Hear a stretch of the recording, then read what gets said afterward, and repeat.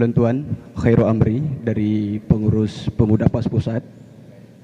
Eh, untuk menanggapi apa yang disampaikan Letu Buno, bahwa di akhir zaman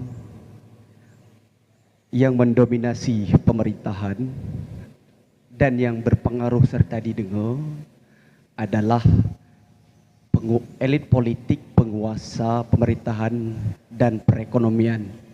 Menan yang lu simak Buno. Kenlah su ulama, karena ulama memang hanya efektif setelah dijadikan jembatan untuk meraih kekuasaan politik. Namun dalam halnya itu, Lun menilai secara kacamata politik